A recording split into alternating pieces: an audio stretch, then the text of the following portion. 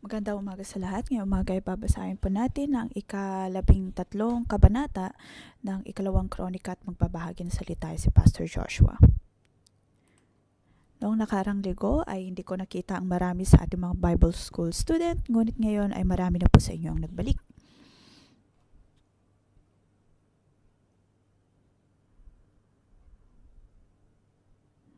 Isang bagay na nais kong tanungin.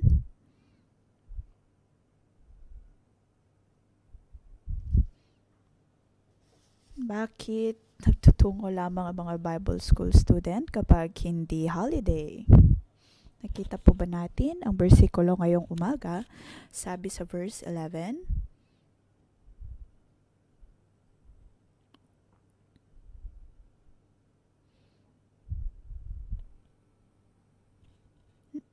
nabanggit ang ilawang ginto at ang paghahandog ng tinapay. Wala po silang holiday. Ang mga pari ay walang bakasyon.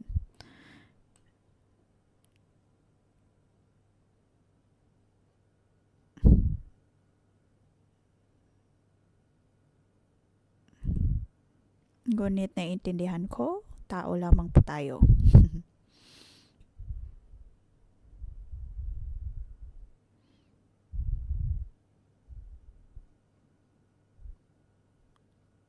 Chapter 14, kahit sa chapter 16, ay nabanggit po ang mga tungkol dito.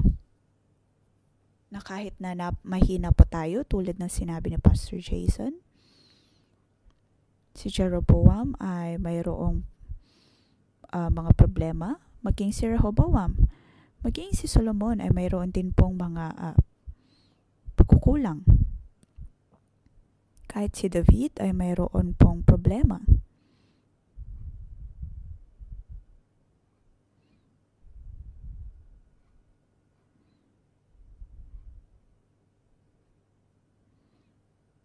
Alam ng Diyos na tayo ay parang mga alabok lamang. Bawat isa ay mayroong kahinaan, mayroong problema.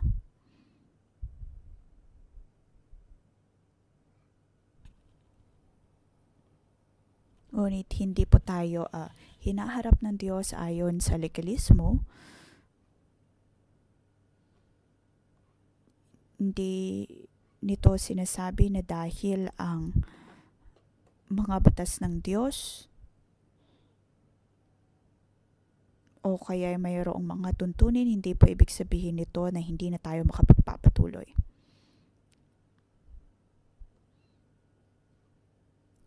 Kahit na hindi po natin siguro kaya, ay subukan pa rin po natin.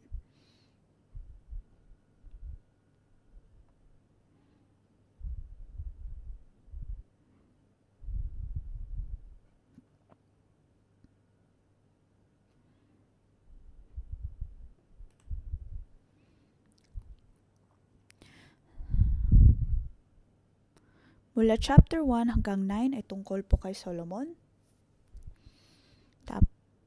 Nabanggit po ang mga tungkol sa mga hari ng Juda. Chapter 13 hanggang 16, paano naman po ang naging mga hari? Oo, sila ay mahina.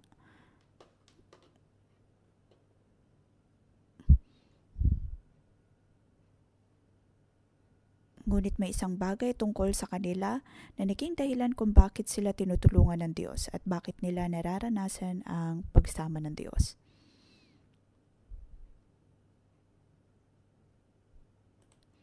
Iyon ay hindi tungkol lamang sa pagtanggap ng salita ng Diyos o kaya pagsunod. Mahalaga ang presensya ng Diyos. Si Abijah ay naging hari lamang ng 3 taon.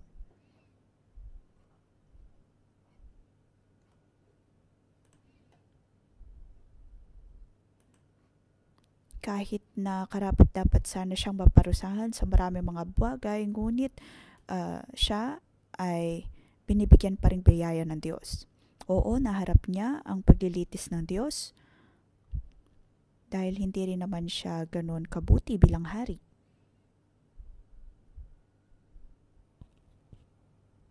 Ngunit sa chapter 13,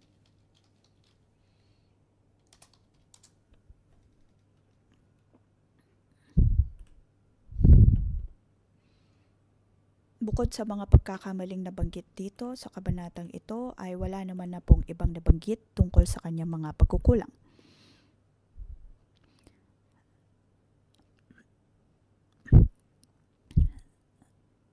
Maaaring sasabihin po natin na sa 3 taon ng kanyang paghahari ay ito lamang ang nabanggit.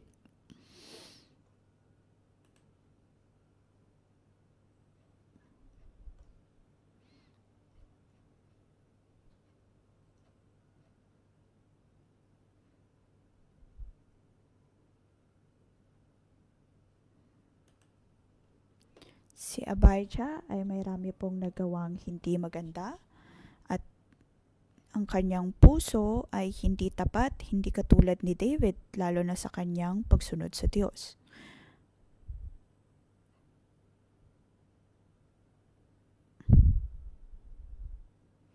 Sinasabi po na si Abijah ay hindi mabuting hari.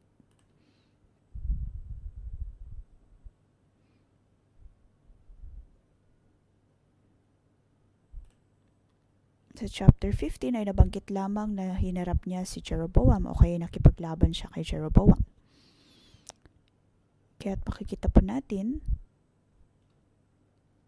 sa unang hari,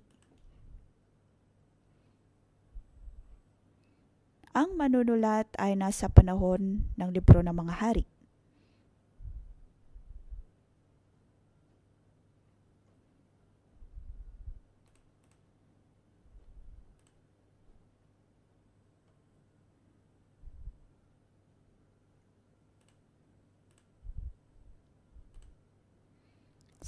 Sabi sa verse 22, ang iba pang ginawa at sinabi ni Abias ay nakasulat sa kasaysayan ng propetang si Ido.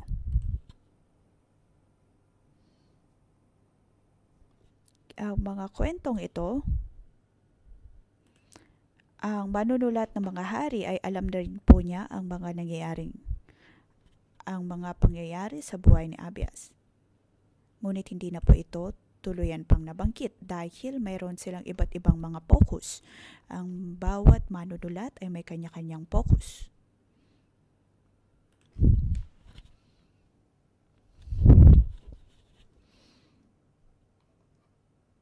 Para sa nagsulat ng mga hari, ang kanyang mga isunulat ay tungkol po sa buhay ng mga naging hari.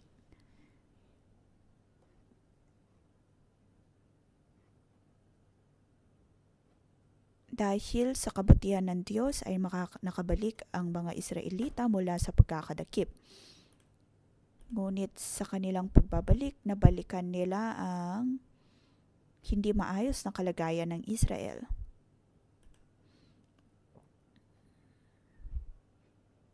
Napakarami nilang hinarap ng mga kalaban. Kaya naman ano ang kanilang ginawa? Ano ang mga bagay na kaya nilang panghawakan?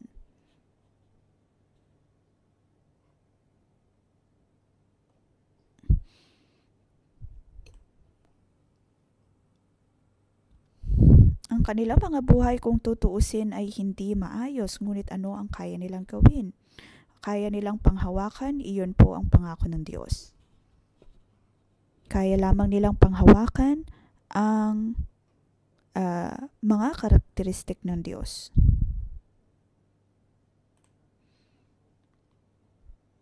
Tayo po ay naalala ng Diyos at alam niya na tayo ay mga alabok. Lahat po tayo ay nagkulang. Ngunit ang katapatan ng Diyos ay hindi nagbabago. Ang pag-ibig ng Diyos ay pangwalang hanggan at mayroon po siyang sapat na pag-ibig at biyaya. Kaya dapat po tayong manumbalik sa kabutihan ng Diyos.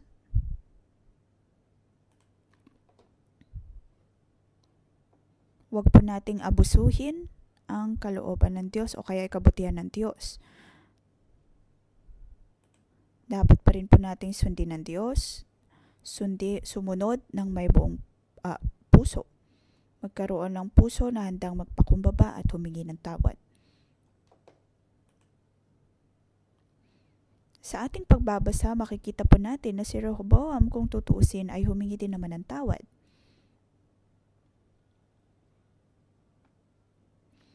Sa chapter 12, siya ay nagpakumbaba.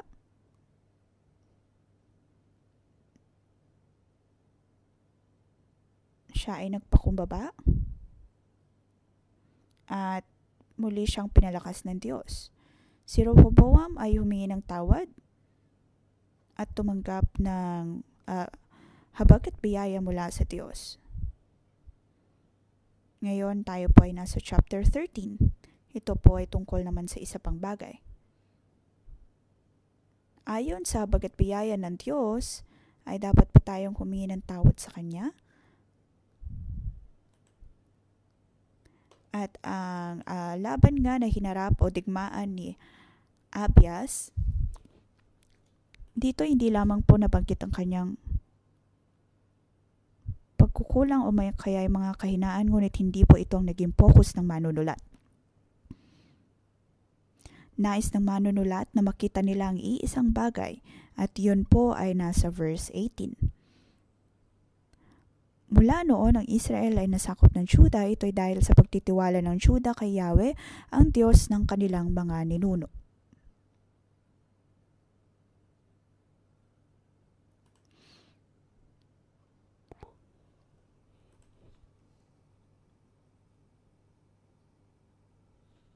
Sa kabanatang ito, nais ko pong bigyang diin ng iisang bagay. Tayo ay mga pari.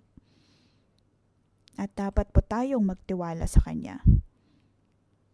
Tayo ay mga pari, dapat po tayong magtiwala sa Kanya.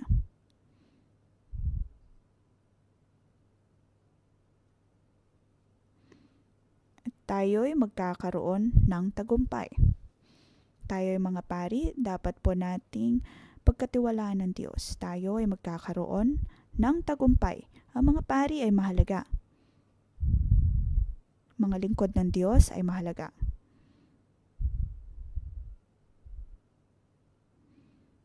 Nang si Rehoboam ay nagrebelde at lumikha ng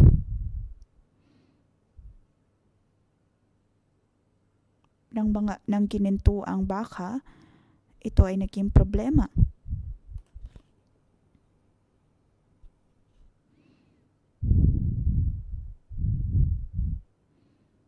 Kaya naman si Jeroboam ay lumayo palalo sa Diyos. Gumawa siya ng mga Diyos-Diyosan bilang kapalit ng Diyos. At sa mga panahon po na iyon, ang mga pari ay dapat na mag-isip-isip.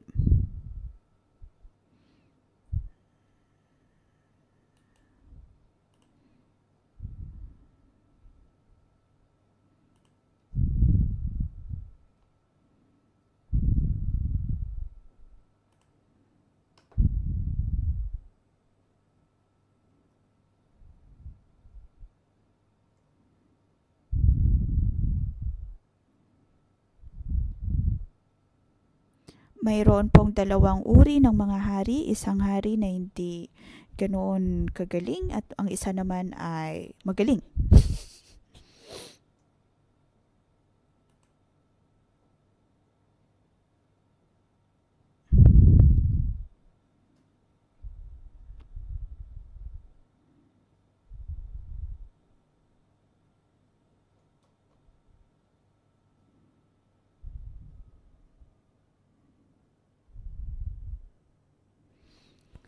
Ang haring marunong, alam niya na kailangan niyang magtungo sa presensya ng Diyos, maghandog at pagkaloob ng mga handog, bumaba sa presensya ng Diyos dahil alam niya na ang templo ay naroon.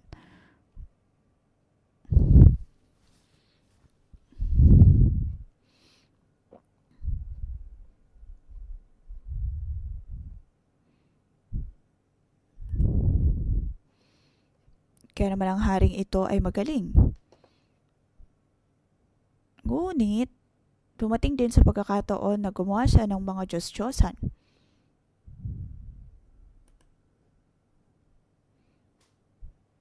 Sa pag-aakalang iyon ang magliligtas sa kanilang bayan. Ngayon, kung tayo man ay mabibigyan ng pagkakataon na magkaroon ng kapangyarihan, naway wag po tayong matulad kay Jeroboam.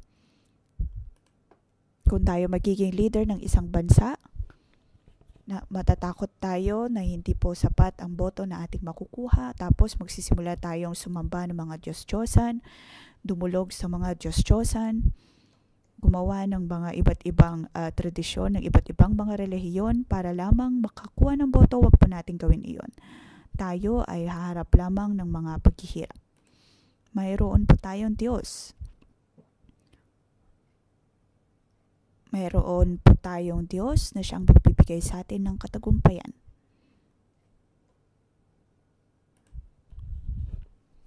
Kikita po natin na si Rehoboam may ganito.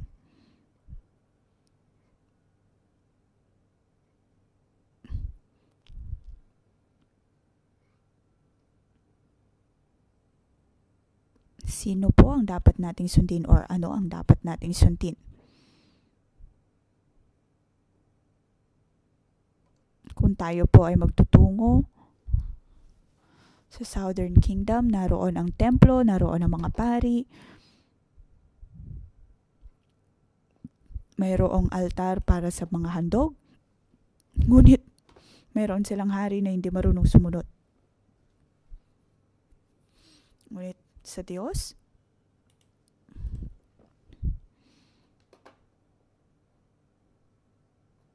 naway matuto tayo.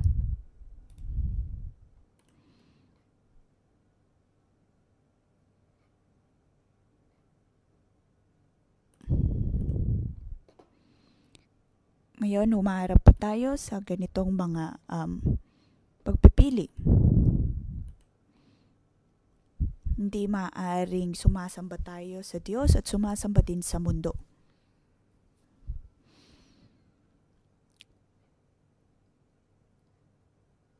Ngunit tayo ay pinagpala dahil nakakasunod tayo sa Diyos at mayroon din tayong tamang paraan ng pagsunod sa mga espiritual na otoridad na Kanyang binigay sa atin. Huwag lamang po tayong basta-basta mamili o kaya sumunod sa mga leader na alam nating hindi naman sumusunod sa Diyos.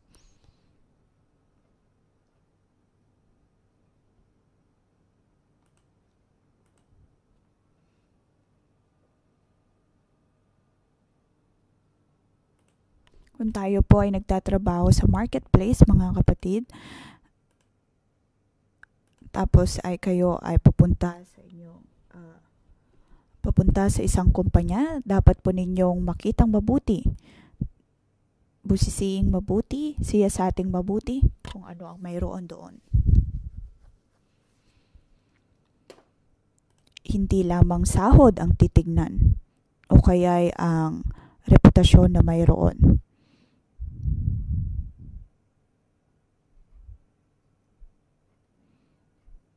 Tayo po ay magtatrabaho hindi lamang para sa mga ganitong mga bagay. Dahil kung tayo man ay magiging ganoon, magiging katulad tayo ni Rehoboam. Kaya naman sa pagpasok natin sa mga kumpanya, dapat po nating alaming mabuti kung ano ang mayroon doon. Kung sila ba ay naglilingkod sa Diyos o naglilingkod lamang sa tao.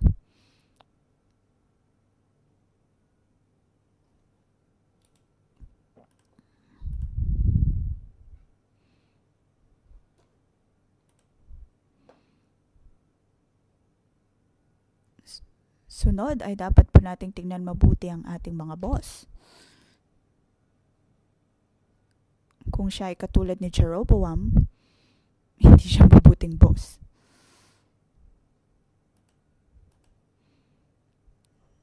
Totoo na ang pinaka-mabuinam pa rin na uri ng boss ay ang matalinong uri ng boss at mayroong banal na takot sa Diyos. Ngunit hindi po ito ganoon kadali.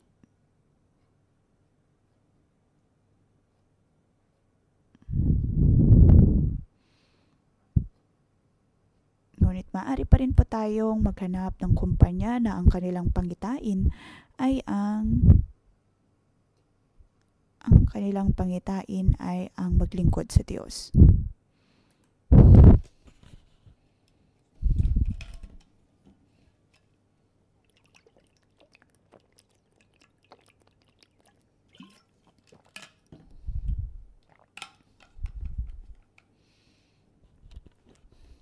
Dahil kinakailangan nating ituon ang ating buhay sa mga kumpanyang ito, kung kaya naman maiking siya sa ating mabuti ang papasukang kumpanya.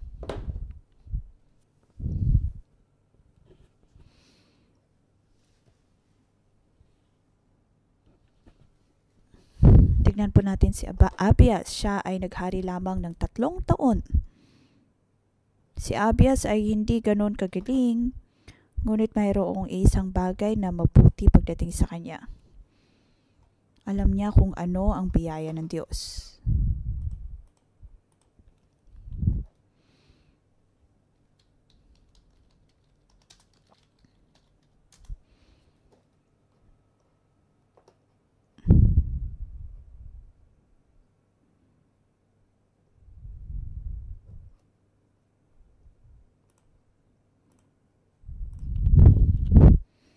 Sa chapter 13 ng 2 Chronicles, nakita po natin kung paano naranasan ni Abias ang Diyos. Siya nga ay nagkasala, gumagawa ng mali. Kung kaya naman, saglit lamang ang kanyang paglilingkod.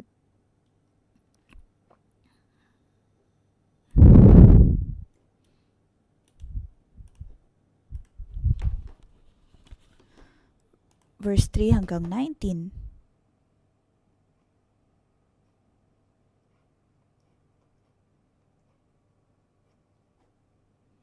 Mula verse 5 hanggang 12 ay ang mga pahayag na nasabi ni Abias. Ang hukbo ni Abias ay binubuo ng 400,000 kawal, samantalang kay Jeroboam naman ay 800,000.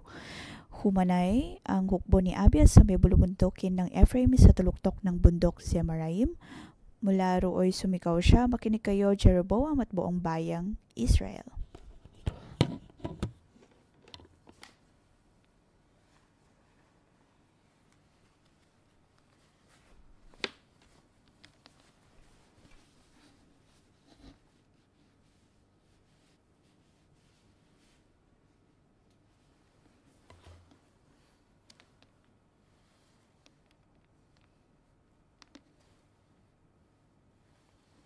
Si Jeroboam ay magaling pagdating sa pakikipagdigma, samantalang si Abias ay hindi ganoon kagaling, ngunit siya ay nagtiwala sa Diyos. Kahit na hindi siya ganoon kagaling, ngunit nagtiwala siya sa Diyos.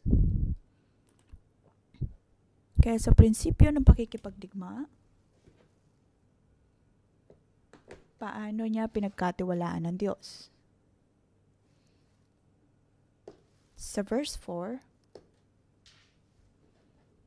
humanay ang hukbo ni sa may bulubundukin ng Ephraim sa tuluktok ng bundok ng Zemaraim.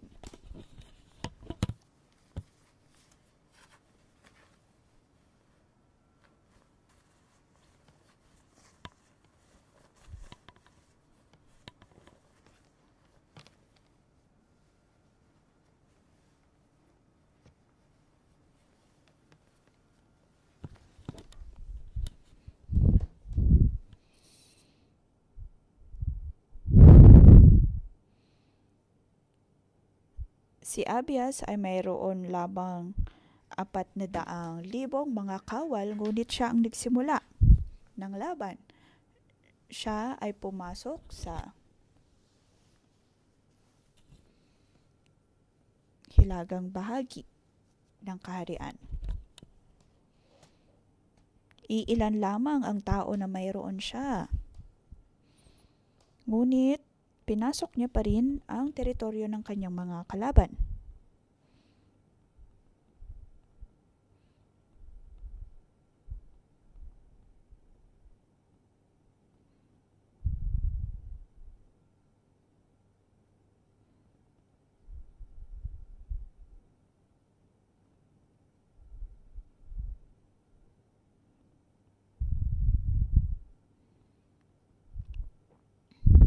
Si Jeroboam ay pumili din ng 800,000 mga kawal. Pagkatapos si Abias ay nagwika sa bundok.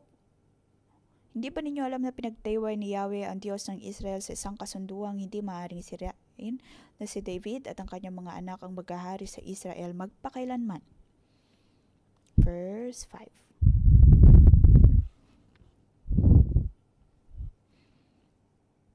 Verse 6.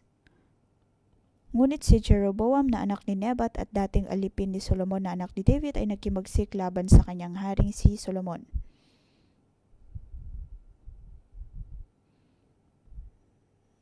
Ang mga bersikulong ito ay mga akusasyon laban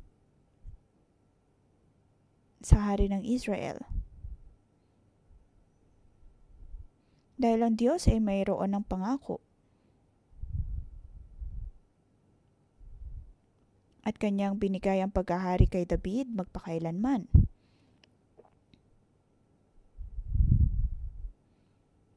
Kaya naman ang kaharian ay dapat sanang nasa Juda. Ngunit si Jeroboam ay naroon na nagre-rebelde sa Diyos.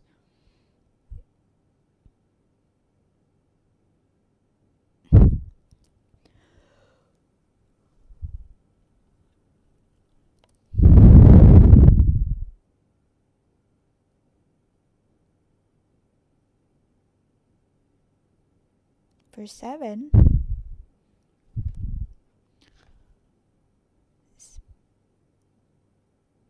Bata pa noon at walang karanasan si Rehoboam kaya't wala siyang nagawa.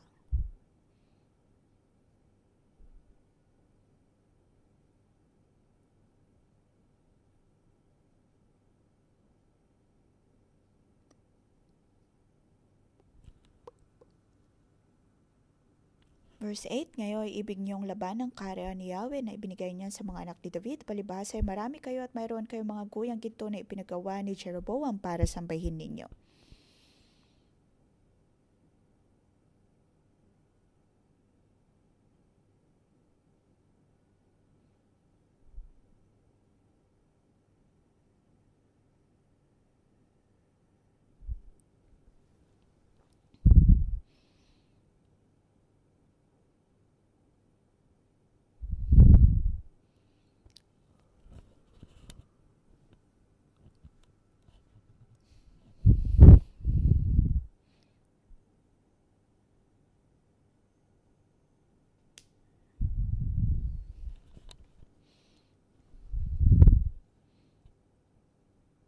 Ang dapat nilang panghawakan ay ang presensya ng Diyos o ang paghahari ng Diyos.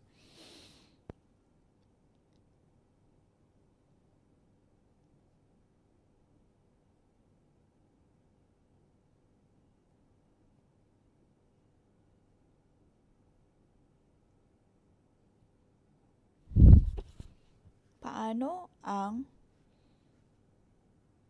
kaharian ng Diyos?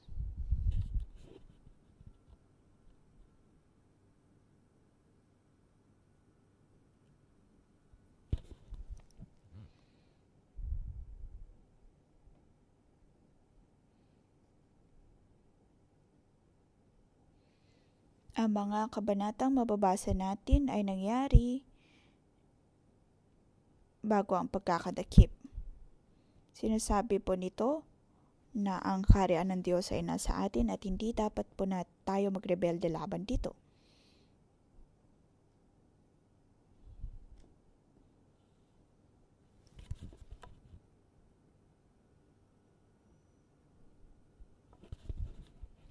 Verse 9.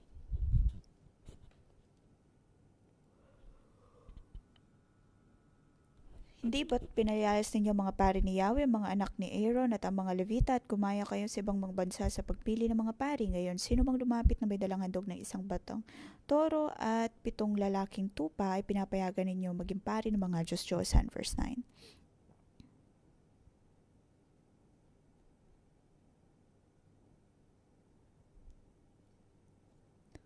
Ito po ay tungkol sa mga akusasyon na mayroon si Abias laban sa hari ng Israel.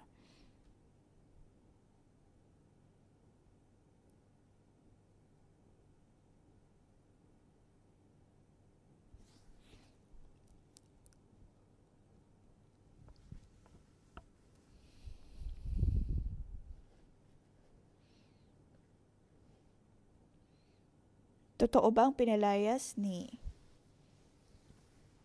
o kaya'y umalis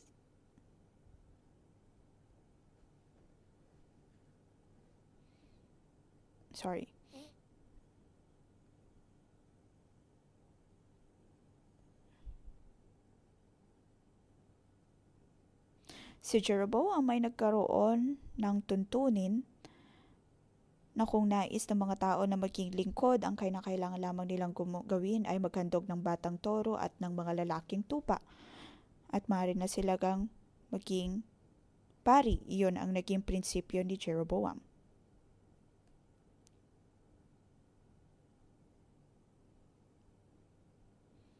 Ngayon ay maihalin tulad po natin ito sa ilang mga pastor, sa iba't ibang mga simbahan o kaya sa mga nasa marketplace. Sino ang nag-ordena sa kanila bilang mga pastor? Kung ikaw ay isang pastor, kanino mo natanggap ang otoridad na iyon?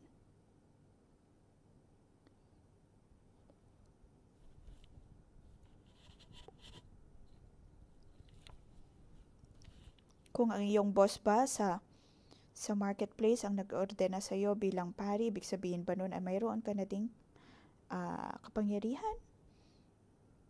Katulad na rin po ba ito ng pag-oordena ng Diyos?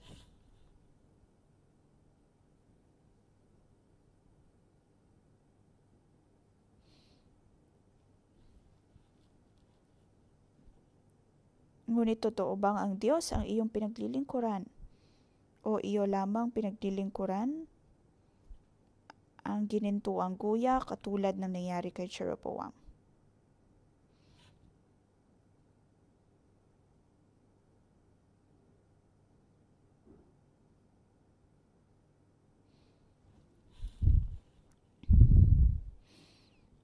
Siniyasat ko din ang aking puso kanino ko natanggap ang aking pagkakakilanlan bilang pari. Kung aking babalikan ang aking pagkakaordena, ay ito po ay aabot hanggang sa Reformation time.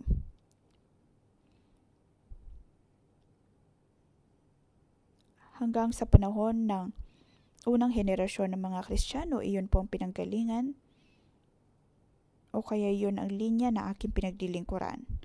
Ngayon ako ay naglilingkod na sa Bread of Life Church. Kaya ang lahat ay maibabalik po natin sa kasaysayang ito.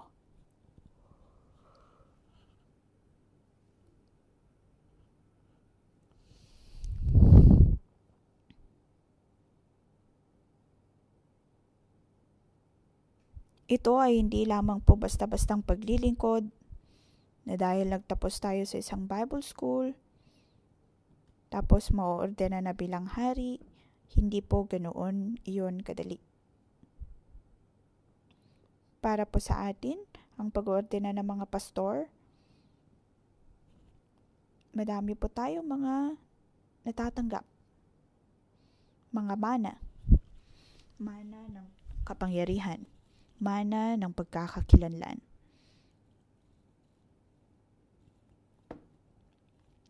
Hindi lamang po tayo basta-basta nag-oordena ng kung sino-sino. Dapat po natin silang obserbahan ng 5 taon at siyasating mabuti ang kanilang pagkakatawag, ang kanilang kagustuhan, kung sila nga ba ay tunay na lumalakad sa kalooban ng Diyos. At kung ito nga ay kanilang mapagtagumpayan, sila ay maordena. Tayo po ay stricto pagdating sa pag-oordena, hindi lamang po ito ginagawa ng basta-basta. Kaya kung titignan po natin ang verse 9, dapat po tayong manalangin. Sa mundo po natin ngayon, kung basta-basta lamang po tayong mag-oordena ng pastor,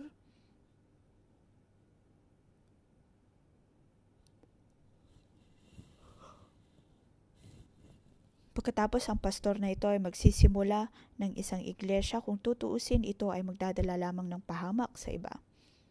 Kaya ngayon, sa atin pong pagpapatakbo ng isang iglesia, hindi po natin ito ginagawa ng basta-basta. Ang pag-oordena ng isang pastor ay dapat sa iglesia. Tanging iglesia ang may karapatan na mag-ordena ng mga pastor.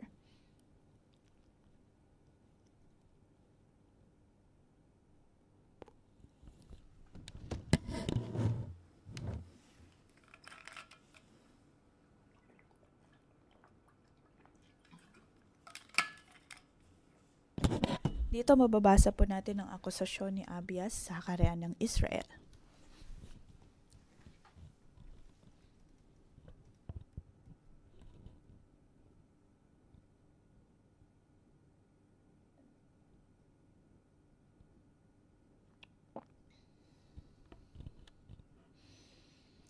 Dito mababasa natin na inaayawan ng mga tao ang pagkahari ni David at ang paglilingkod ng mga pari at mas tinatanggap ang pagsamba sa mga Diyos-Diyosan.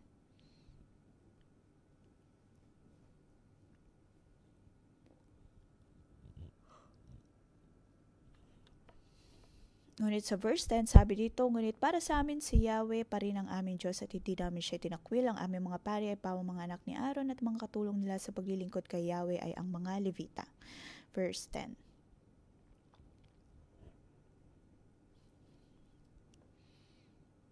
Naroon ng pari ang mga Levita.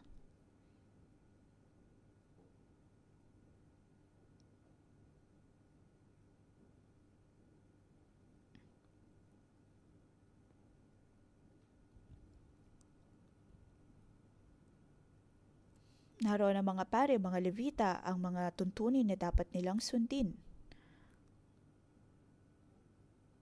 Ngunit kanila pa rin inaayawan ng Diyos.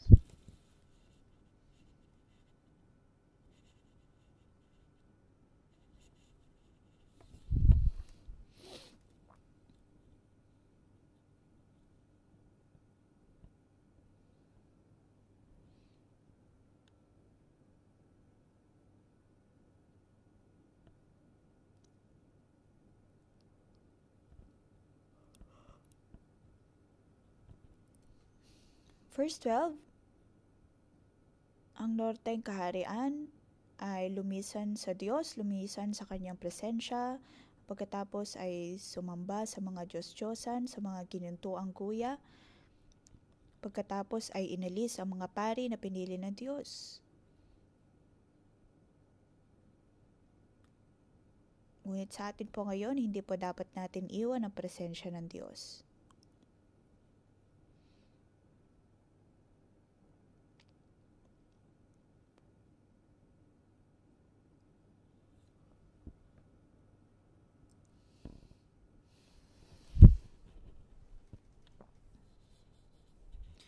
Sa verse 13, nagsugo si Jeroboam ng pangkat sa likuran ng kalaban upang lihim na sumalakay roon. Kung tutuusin, si Jeroboam ay magaling pagdating sa pakikipagdigma. Si Abias ay hindi ganoon kagaling, na hindi man lang nila napansin na sila ay napapalibutan na ng kanilang kalaban. Ngunit may isang bagay na dapat po nating makita kay Abias, yon ay ang kanyang pagtitiwala sa Diyos. Verse 14, nang tumingo ng mga ito, nakita nilang may kalaban sila sa harapan at likuran. Humingi sila ng tulong kay Yahweh at hinipan ng mga pari ang kanilang mga trumpeta. Mayroong mga pari at yun ay napakahalaga. At ang pagpili ng mga tao na dumaing sa Diyos ay napakahalaga din.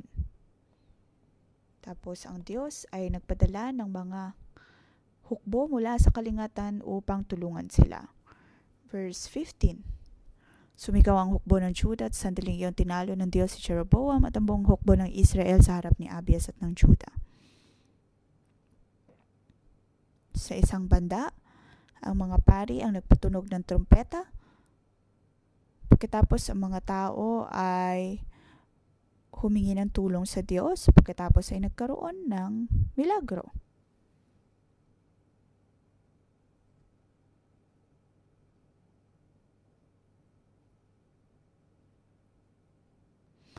Makikita po natin dito ang milagro tulad ng sa Jericho. Naranasan ng hukbo ni Abias ang kabutihan ng Diyos.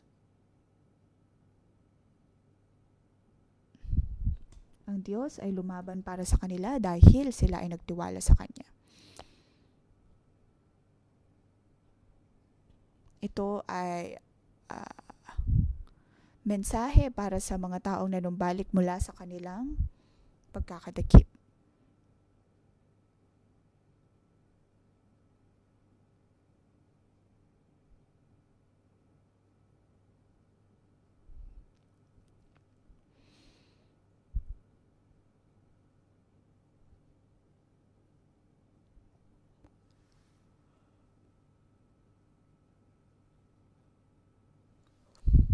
Kung makikita po natin, ito ay laban sa pagitan ng 800,000 na kawal kumpara sa 400,000 kawal. Ngunit bandang huli ay nanalo nga ang hukbo ni Abias. At iyon ang nababasa po natin sa ating Biblia.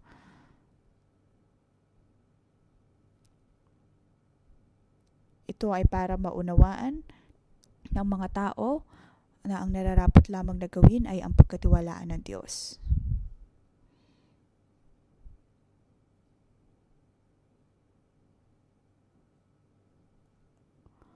Verse 20, hindi na nakabawi si Jeroboam hanggang sa patayin siya ni Yahweh. Sino mang mag-aabandona sa Diyos ay haharap ng problema. Tayo po ay magpuri at sumamba sa Diyos.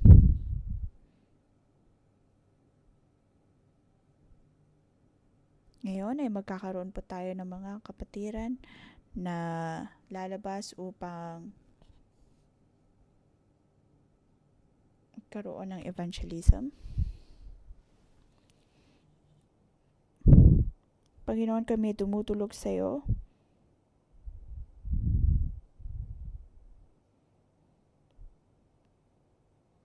Panginoon, maraming salamat. Alam namin na maraming mga tao ang narito upang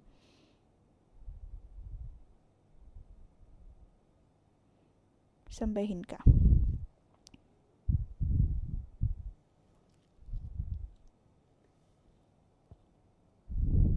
Panginoon, igawad mo ang iyong mga kalasag. Saan man kami magpunta, saan man sila magpunta, O Diyos, bigyan mo sila ng kalakasan. Sila ay mapagpapala. Panginoon, igawad mo din ang iyong kababaang loob.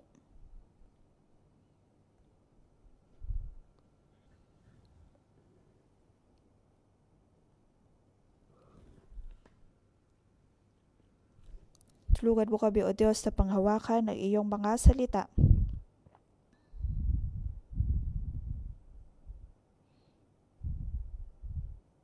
Saan man sila magpunta? Sa Panda Hotel, sa ibang parte, kahit saan man sila magpunta, O Diyos, naway sila ay mapagpala. Sa ngalan ni Jesus, Amen. Atin pong purihin ng Diyos.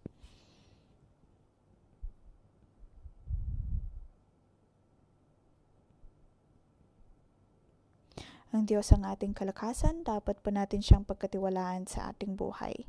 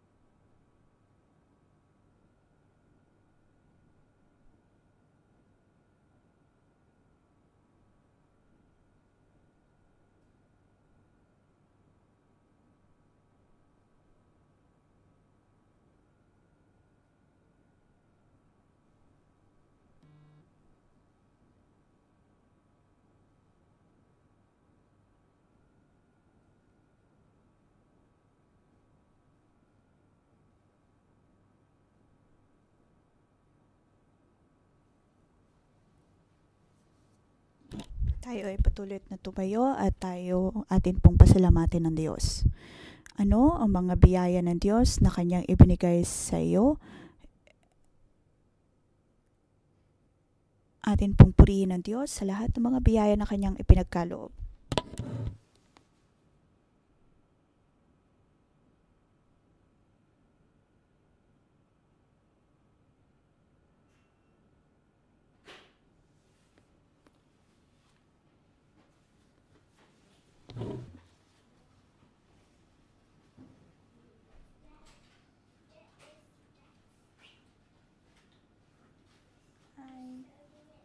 Oh, I don't know.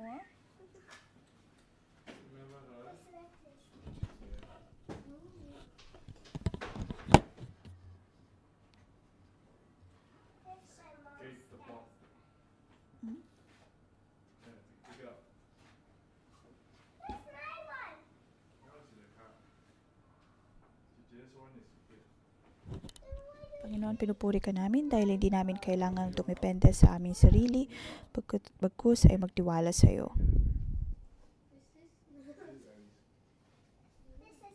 Kami ay mahina, O Diyos, ngunit Ikaw ay dakilang Diyos. Pinupuri ka namin. Maraming salamat sa pagbibigay sa amin ng iyong mga biyaya. Hindi kami karapat-dapat sa mga biyaya, ngunit kami ay iyong binago.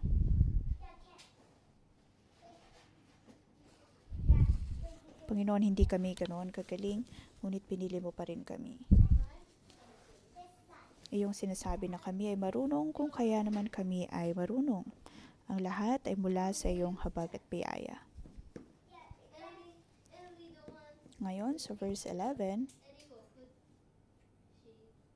ang mga pari ay naghahandog at nag-iilaw araw at gabi sa presensya ng Diyos. Tayo po ay manalangin. Lahat po tayo ay mga maharlikang pari ng Diyos. Marapat lamang natulungan natin ang lahat na tumulog lagi sa Kanya. Tayo ay maharlikang pari ng Diyos. Dapat lamang na alam nating dalihin ang presensya ng Diyos sa atin po mga buhay.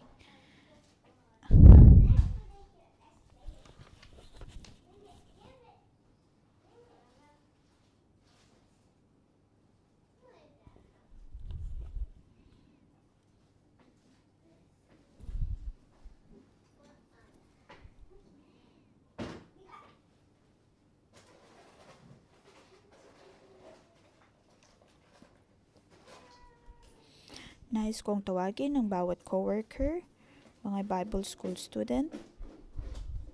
Tayo ay pinapaalalahanan ng Diyos na ang pagpapailaw ng lampara ng Diyos ay wala pong bakasyon. Panginoon, kami ay umaasa sa iyo. Panginoon, bigyan mo kami ng kalakasan. Aming tinatawag ang bawat Bible School student, bawat coworker. Tayo man ay may mga kahinaan, ngunit hindi po ito dahilan upang hindi po natin pangalagaan ang ilaw ng Diyos.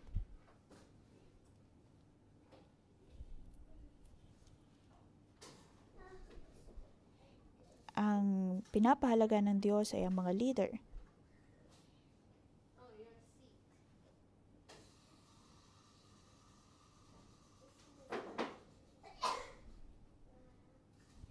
Nakikita ng Diyos ang bawat Bible School student bilang kanyang mga leader. Maaring ang ilan ay nasa online, physical na tumutulog, ngunit atin pong pinapanalangin ang bawat isa. Naway palakasin po tayo ng Diyos at tulungan tayo na umasa sa Kanya. Patuloy na maging malakas. Tayo ay tutulungan ng Diyos. Bigyan ng puso na handang manalangin. Atin pong patuloy na gawin patuloy na panghawakan ng presensya ng Diyos.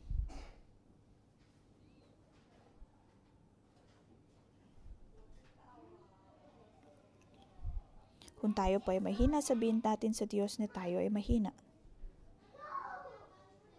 Panginoon, sa pang-umagang debosyon, bigyan mo kami ng kalakasan. Bigyan mo kami, O Diyos, ng kalakasan.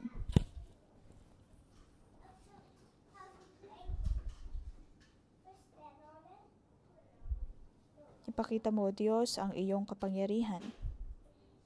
Ang nais namin, O Diyos, ay ang iyong pagkilos. Ang iyong mga salita, O Diyos, ang siyang magbigay kalakasan sa amin.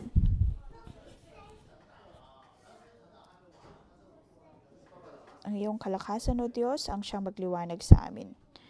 Atin pong ipanalangin ang ating sarili, ang ating espiritu. Tayo'y tulungan ng Diyos. Panginoon, naway baguhin mo, O Diyos, ang aming paraan ng pamumuhay. Tulungan mo kami, O Diyos, na matulog ng maaga at magising ng maaga, mapagaling sa bawat insomnia. Aming pinapalangin, O Diyos, natanggalin mo ang bawat gawa ng kaaway sa amin pong mga buhay. Tulungan mo kami, O Diyos, na maging puno ng kalakasan upang sundin kang maigi. Panginoon, bigyan mo kami ng espiritual na pagnanais, laging naisin ang iyong mga salita. Panginoon, amin pong pinangahawakan ang aming pagkakatawag bilang iyong mga lingkod.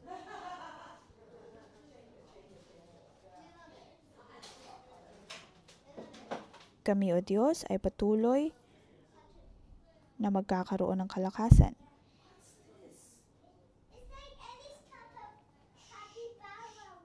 Bawat araw, O Diyos, kami ay iyong tutulungan. Panginoon, pinupuri ka namin at pinapasalamatan.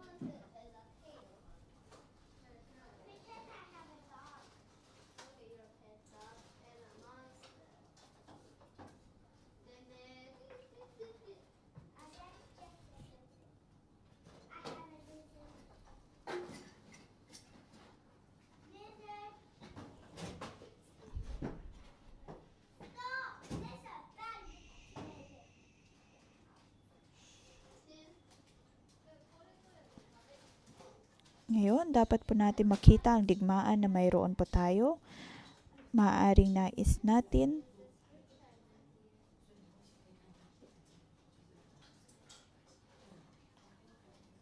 amin pong tinatawagan ng bawat kapatiran.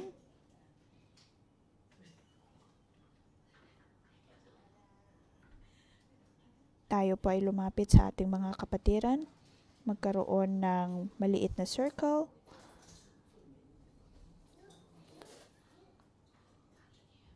Ang nais po natin ay ang manatili sa presensya ng Diyos. Nais po natin ang ating bansa ay maging Kristiyanong bayan. Nais natin na ito ay manatili sa Diyos. Kung tayo po ay mananatili sa Diyos, ang ating pong bayan ay mababago. Ngayon, nais ko na ang bawat isa sa atin ay humanap ng kapatiran at tayo po ay manalangin.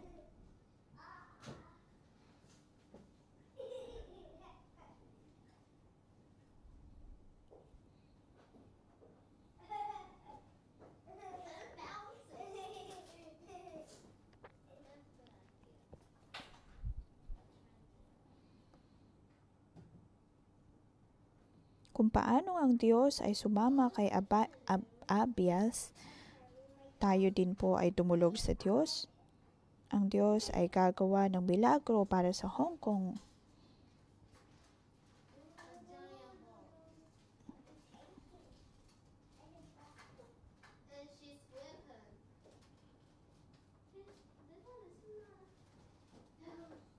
Panginoon, nakikita mo ang iyong mga anak na nananalangin.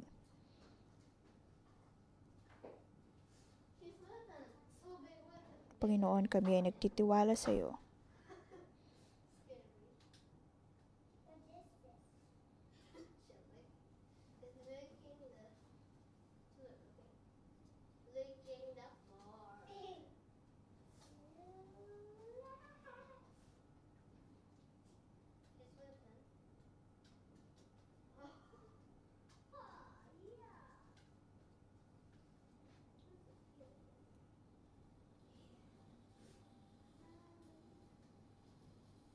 Tulungan mo kami, O Diyos, na mapagtagumpayan ang mundo.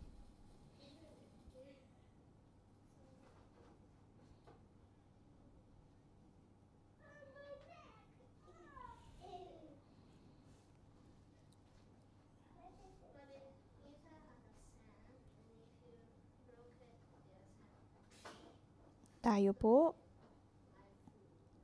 ay kawal ng Diyos. At atin pong kakalabanin ang bawat kaaway na inilagay ng kaaway.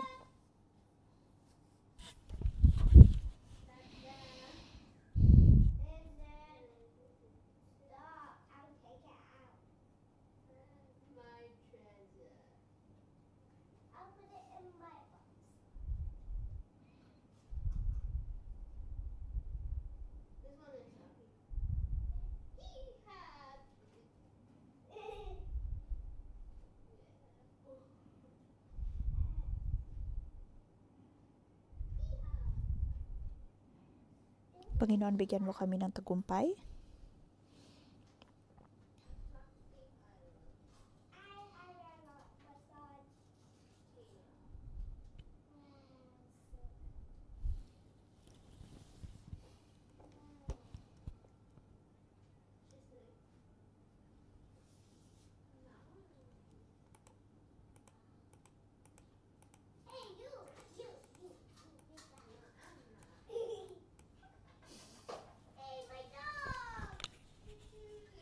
So cute.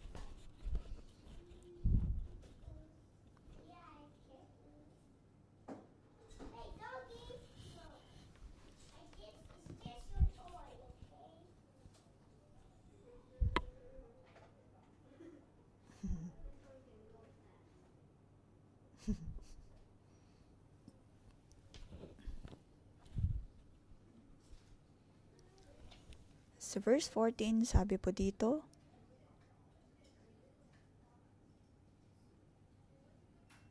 kahit na mahina po tayo, kahit na mas madami po tayo mga kaaway, ngunit pinili ng mga taga-Juda na umiyak sa Diyos,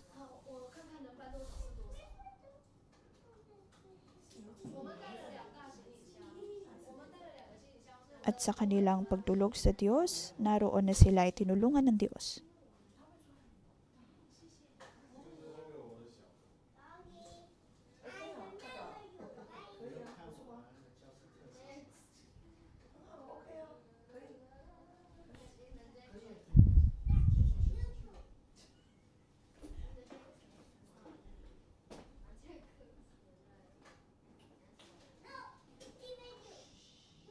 Ngayon, dalhin po natin ang ating mga shofar at papatunugin ito ng 7 beses upang tawagin ang lahat ng mga anghel at ang hukbo ng Diyos mula sa kalangitan. Kung kayo po ay mayroong shofar, maaari po ninyo itong dalhin. At ang ikalawang grupo, sila ay mananalangin.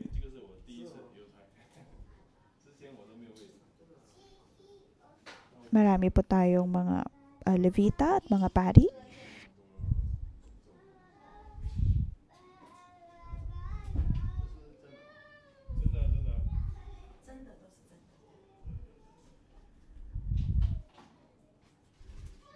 Tayo po ay tumulog sa Diyos.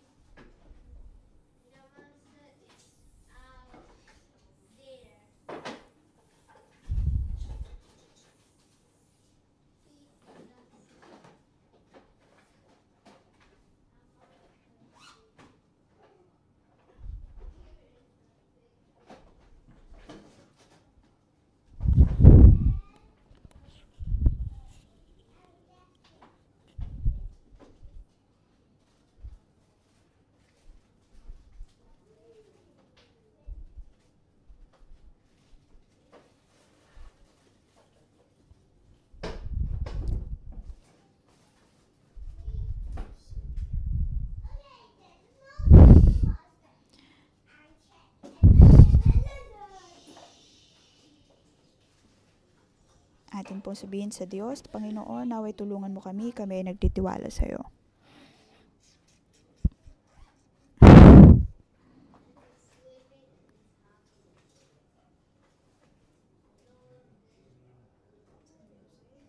Panginoon, ikaw ang Diyos ng aming mga ninuno, kami ay magtitiwala sa iyo. Panginoon, naway tulungan mo kami. Tulungan mo kami, O Diyos.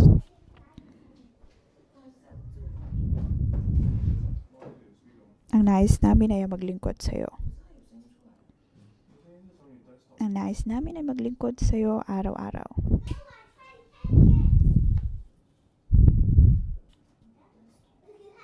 Panginoon, naway bigyan mo kami ng tagumpay.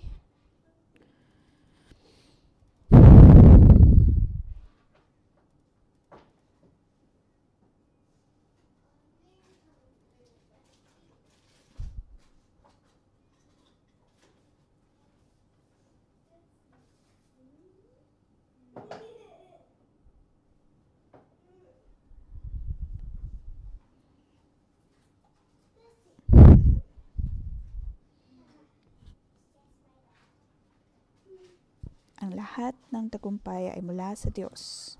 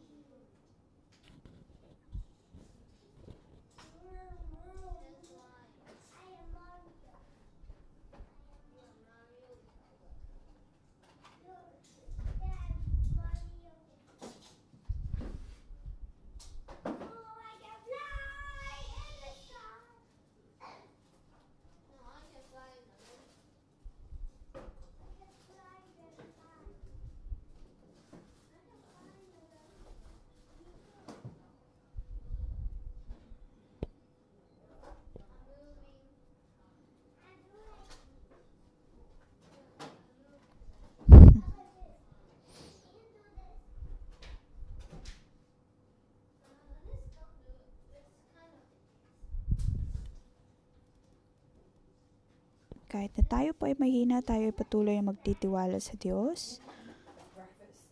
Katulad ni Jeroboam,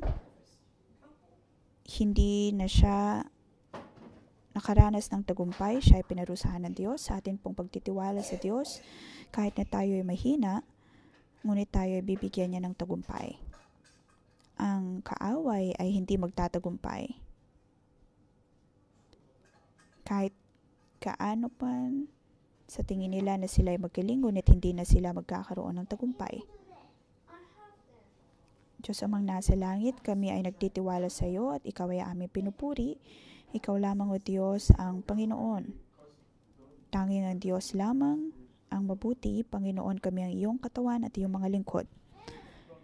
Kami ay napuno ng iyong Espiritu at kami ay patuloy na mananatili sa iyo. Kami ay mananatili sa iyo. Sa ngalan ng Panginoong Hesus, aming dinedeklara na sa aming pagtitiwala sa iyo, kami ay magkakaroon ng tagumpay at ang kaaway ay hindi magtatagumpay. Sa ngalan ng Panginoong Hesus, ito ang aming deklarasyon. Amen. Dito po nagtatapos ang ating pamagang debosyon. Magandang umaga.